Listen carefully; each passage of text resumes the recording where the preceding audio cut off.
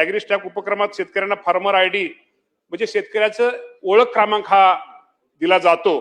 आणि त्यांनी काय सांगितलं की या बाबतीमध्ये काही ठिकाणी चुकीच्या गोष्टी झालेल्या आहेत, काही ठिकाणी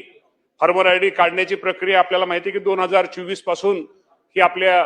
शासनाने सुरू केलेली आहे आणि खरं तर प्रक्रिया खूप सोपी प्रक्रिया आहे आणि राज्याच्या कृषी गणनेनुसार साधारणतः राज्यामध्ये आपण जर फार्मर आयडीच्या बाबतीमध्ये आपल्याला माहिती आहे, जर आपण विचार केला तर शेतकऱ्याला आपण ओळख क्रमांक दिले साधारणतः या राज्यामध्ये 1,71,00,000 शेतकऱ्यांची ही संख्या ही आहे आणि त्यापैकी 4 मार्च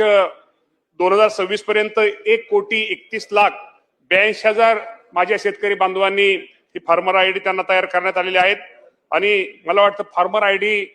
इतक्या शेतकरी उपलब्ध करून देणारं महाराष्ट्र राज्य हे देशामधलं हे पहिलं राज्य आहे आणि सदस्यांनी जे काही सांगितलं की त्या बाबतीमध्ये निश्चित प्रकारे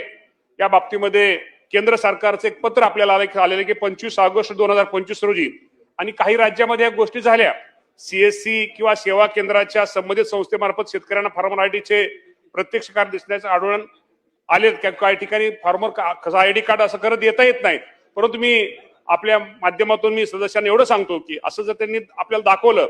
फार्मर आयडी कार्ड छापाई करून वितरित केलेल्या कुठलाही तक्रार जर आपल्याकडे सध्या प्राप्त झालेली नाही आणि या बाबतीमध्ये जर तक्रार प्राप्त झाली तर सामूहिक सुविधा केंद्र आपण ज्याला सीएससी फार्मर आयडी छापाई करून वितरित करण्यात आल्या अशा सामूहिक सुविधा केंद्रावरती कडक कारवाई केली जाईल.